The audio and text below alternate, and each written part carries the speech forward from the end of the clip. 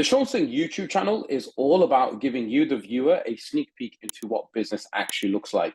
In today's video, you're going to see how our digital marketing meetings are often conducted. We have a group on MS Teams, and we encourage all colleagues to share any great marketing campaigns they come across, and then we'll jump on a call occasionally and deconstruct them together. In today's video, you're going to see how we did this with a Cadbury's advertisement that was shared by one of our team members, and you just might be surprised as to how we evaluated this huge mega brand's marketing efforts.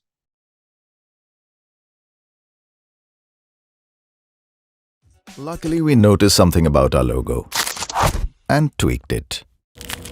Now, every time an app asks for a rating, you'll see our logo. In fact, you'll see our logo on almost every app on the planet, which makes this probably the biggest ad campaign in history. All this while we spend almost nothing, eat 5-star, and do nothing. So yeah, what did everybody think of the ad? Did you think it was good or bad? Or what I kind of think is a better approach is, rather than even thinking good or bad, we can give unless you have a very strong view on something, you can give a argument for why you think it's good, and maybe an argument for why you think it might not work if you think it's good. If you think it's bad, you can give an argument for why you think it's bad, and then try to come up with an idea for maybe why it can work. So that might be actually a better decision-making framework rather than just sticking to one position. But yeah, over to the team. What did you think, Vikas, since you shared it? I think in terms of creativity, I'll give them 100 on 100 because they pulled something out of thin air. Like they said, the 5 stars already exist, right? Whenever we rate somebody, the 5 stars already exist. So they literally pulled something out of thin air. But at the same time, just like the post suggests, I think it's a bit too far-fetched. It's like they did not have anything better to work on.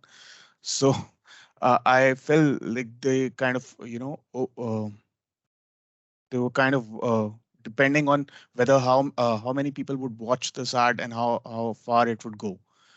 They probably did not do enough research to make it work. Okay, yeah. It could be a hit or a miss. Yeah, a total hit or miss. Yes, exactly.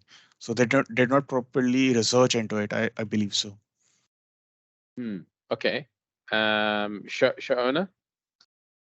Okay, I think that this was such a great opportunity, given that they are called 5 stars. This was something that they had to do once in their whole creative journey. This had to be done.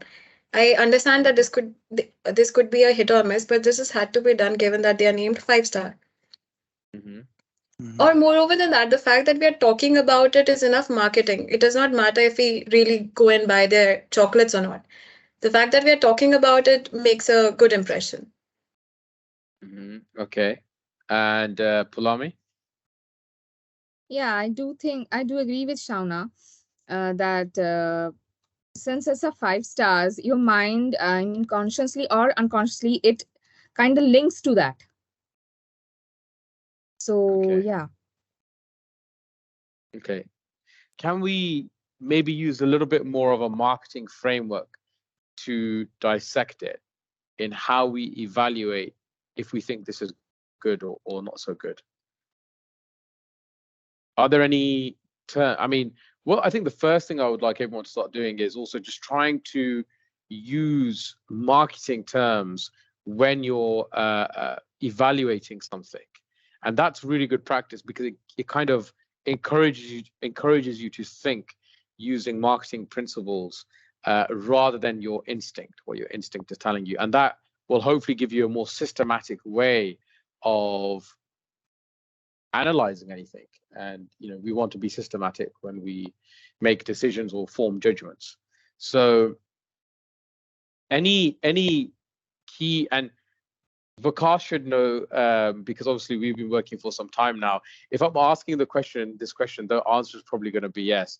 Is there any marketing principle that overwhelmingly comes to mind based off the comments you said that the group just made here? Is there anything that comes to mind which could be the more appropriate terminology for? There was one thing one of you said, which we can be more precise with our vocabulary when evaluating this.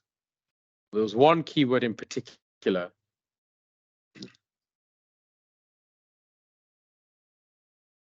I think the way the art has been framed, these 5 stars were already right there in front of our eyes, right? So I think the way ad has been framed, that is all that matters. There's something far more that should immediately click. It's that should be. So Palami used the word links. So what does that mean? Okay. What's a more precise word to use when thinking about Association and marketing? correlation. Associations. That's it. And why are associations important? Well, we can connect something random or something not so important to a big idea that a lot of people might be aware of. And that's how we can connect something.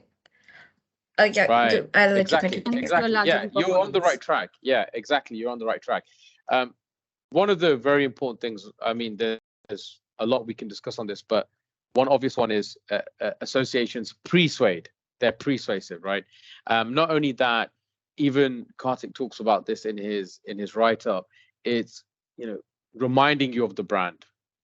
But let's take one step, if the link is there, right? But let's take it one stage further.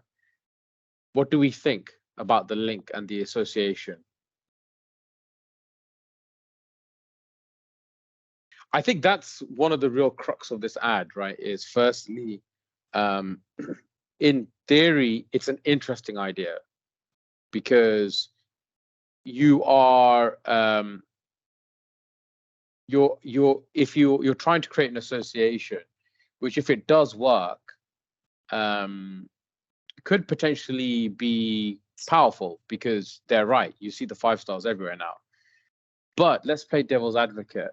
To form an association, there's primarily 2 very important concepts that you need, or two very important things you need to happen for the association to get created. What are those 2 things that you need? I think, okay, so what's really important with associations is, firstly, how do associations form? They form through one very key concept is repetition. So you see the same stimuli together again and again and again and again and again and again and again, and then you start to form that link. So that's how we start to form the feeling of intuition. So I'm trying to think of an example. I think we spoke of like maybe a favorite meal your mum makes every Sunday morning, right? So let's say there's a certain dish your mum or your dad or your uncle, whatever, your grandmother maybe they make it. It might not even be Sunday. Maybe it's Friday, or maybe when you go to see your grandmother, and you go on holidays there's always one dish she makes for you. So what starts to happen is you start to associate the concept of, or the experience, sorry, rather, not the concept, the experience of seeing your grandmother with that dish, particularly when you go to visit her. So what starts to happen is, what you will notice is, let's say you go and spend every, summer with her, and then you go there and your grandmother always makes you one favorite dish. If she doesn't make that dish, you will really kind of miss it, and you'll ask her to make, like, oh, why did you not make this dish this time? I want that. And then, you'll want it. Why? Because it feels intuitive. Now, it works the reverse way as well. So let's say now you are in another city and you're there for, I don't know, a friend's wedding, and that dish your grandmother makes is there. What happens? It reminds you of your grandmother. So that's how associations work, right? So the more we experience that behavior again and again and again and again, the more intuitive, the more natural it feels. So the first thing I have with this is, the idea is great if you can form an association with something, a stimuli you're going to see many times. So there, I would say, good, clever idea. My second thought would be is this ad going to be enough to establish the association? I don't know. I'm kind of inclined to think no, it's not going to be enough. Why? Because I think how many times are they going to run this advertisement? Are they going to run it just for a couple of weeks, a month? If they don't keep running this ad again and again and again and again and again, I think a year from now, 6 months from now, 2 years from now, are you really going to look at your app and be reminded of 5-star? It's possible. It's possible. I'm not saying it isn't. But where I challenge this ad is, I don't think the association is, we can take it for granted that it will that easily be created. It might only be a loose association. And what we really want to do is create strong associations. The other thing that's really important for associations, to form associations, is that they need to be, and this is really critical, they need to be realistic. So actually, let me defer to this example, which we discussed last time. What's really good about the Snickers and the Bounty advertisements is that Snickers says they stop you from feeling hungry. Why is that a credible association? Actually, let me ask the question. Well, I think Snickers connects their advertisement to through their USP. It's something that that eating a chocolate can actually help you with. If you are hungry, I think they obviously mean it more as a snack. So let's say you're in between meals, it's 3 p.m., you've had lunch, you're going to have dinner when you get back home, and you're on the train, and you're feeling a little bit peckish. You got an hour train journey. Would you believe the claim that eating a Snickers, so you see the vending machine, do you feel like getting would you think, okay, if I have a Snickers, I'll be okay until I get home? Would you think that? No, I wouldn't. But what they have done is they have painted a picture of if a person is hungry, he'll be cranky. So you'll be reminded of all the instances where you might have been cranky when you were hungry and you wouldn't want to take the chance. You would have that Snickers just to avoid the situation. You might be lashing out at somebody, or you might, act out of place. So you wouldn't take the chance. But okay, let's just, okay. So I think, yeah, obviously, like if you eat a Snickers bar, it's not going to fill you up like a meal. But in terms of chocolates, if we look at all the different chocolates that are out there, it's probably one of the heaviest ones. Like if I was starving, let's say if I was starving and I only had, £1 in my pocket and I could only get one chocolate bar and I'm really hungry, which chocolate bar would you go for? I'd probably go for the Snickers. Why? Because look at the ingredients, right? Peanuts are a heavier, a more filling source of food than, let's say, something like Lindt or even dairy milk, which is just pure chocolate. So Snickers, in terms of all the other chocolates we have, it's heavier. It feels heavier if you eat a Snickers bar because it's made up of nuts, which is a filling food, a filling snack. Now compare that again to Bounty. What is Bounty made up of? Coconut. Coconut. And what's the association with coconuts? Exotic islands, vacation. Exotic islands, exactly.